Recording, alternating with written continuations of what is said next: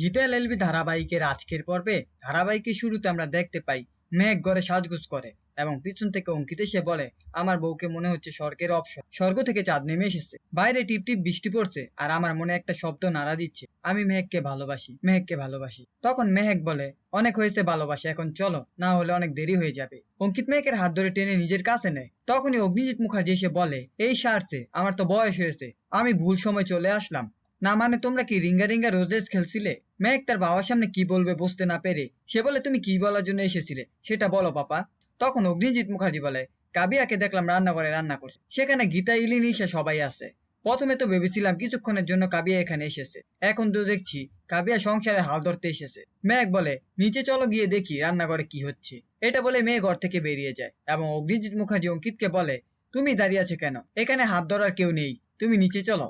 পরের পাট আমরা মুখার্জি বাড়ির রান্নাঘরে দেখতে পাই। মেঘ রান্নাঘরে কাবিয়াকে গিয়ে বলে, তুমি এখানে কেন রান্না করছো, এখানে তুমি কেন এসেছো? তখন ঈশার মা বলে, কেন কাবিয়া কি এ বাড়িতে আসতে পারে না? যখন গীতা এসেছিল তখন গিনিও ছিল, গীতা আর গিনির মধ্যে কি ঝামেলা হয়েছে সেটা তো আমরা সবাই জানি। স্বস্তিক নিজের মুখে গীতাকে ভালোবাসি কথাটা বলেছিল, তারপরেও গিনি যদি এ বাড়িতে থাকতে পারে তাহলে কাবিয়া কেন এখানে আসতে পারবে না? এছাড়াও কাবিয়া অনেকবার কনে সেজে বিয়ের মণ্ডপ থেকে চলে গেছে, তাই কাবিয়াও এ বাড়িতে আসতে পারে। অন্যদিকে আমরা দেখতে পাই কাবিয়ার বৌদি পদ্মা মুখার্জি বাড়িতে এসে বলে, উকিল দিদিমণি, তুমি কিন্তু খাল কেটে কুমির আনছো। আমি আমার ননদীকে খুব ভালো করেই চিনি, গিরিগিটির মতো রং পাল্টালেও ওর চরিত্র কখনো পাল্টাবে না, তুমি কখনো ওকে এ বাড়িতে থাকতে দেবে না। আমি আমার শ্বশুর বাড়ি ননদ সবার সাথে থাকি, তাই আমি জানি ওরা কেমন। দুর্ভাগ্যবশত আমার স্বামীকেও আমি ভালো মতো চিনি। তখন গীতা বলে, পদ্মা, এটা তোর সংসার নয়, এটা আমার সংসার, তাই আমাকে ভাবতে দে কে এ বাড়িতে আসবে কে আসবে না। এদিকে পদ্মা শুধু বারবার বললেই চলেছে, খাল কেটে কুমির এনো না, কাবিয়া কখনো পাল্টাতে পারে না। অন্যদিকে গীতা কাবিয়াকে বলে, তুমি এ বাড়িতেই থাকবে, এমনকি আমার সাথেই থাকবে। তখন কাবিয়া মনে মনে ভাবে, আমি তো এটাই চেয়েছিলাম গীতা, যাতে আমি তোমাকে হাতের মুঠোয় আনতে পারি। পরে পাটা আমরা দেখতে পাই রান্না শেষে কাবিয়া স্বস্তিকের হাত ধরে টেনে ঘরে নিয়ে আসে। সেটা দেখে গীতা বলে, তুমি রান্নাঘর থেকে স্বস্তিক বাবুকে কেন নিয়ে আসলে? আমি তো কিছুই বুঝলাম না।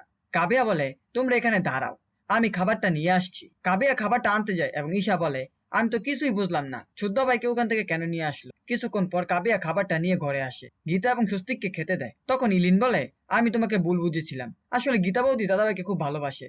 কাবিয়া বলে, হ্যাঁ সেটা আমি জানি, যার কারণে শুধু আমার মাথাতে ওঠেনি। শেষ সিনে আমরা দেখতে পাই বিষ্ণুদেব চ্যাটার্জি তার কর্মচারীকে বলে, তুমি সবকিছু দেখে রেখো, হলের মধ্যে যেন বাইরের কোনো লোক না আসতে পারে। গীতা না আসবে আর বিষ্ণুদেব দেখবে। পরবর্তী সিনে আমরা দেখতে পাই বিষ্ণুদেব গীতাকে ফোন করে বলে, আপনার প্রোগ্রামের জন্য যদি কোনো কমতি থাকে তাহলে আমাকে বলবেন, আমি হেল্প করব। গীতা রেগে গিয়ে বলে, তার কোনো প্রয়োজন হবে না। ফোন কেটে দিয়ে বিষ্ণুদেব বলে, আমি সবসময় ভালোবাসার অপমান পেয়েছি, এটা আমি কিছুতেই মানতে পারছি না। এই ছিল গীতা এলএলবি ধারাবাহিকের আজকের আপডেট। ভিডিওটি ভালো লাগলে চ্যানেলটিকে সাবস্ক্রাইব করে পাশে থাকা বেল আইকনটি অন করে দিন।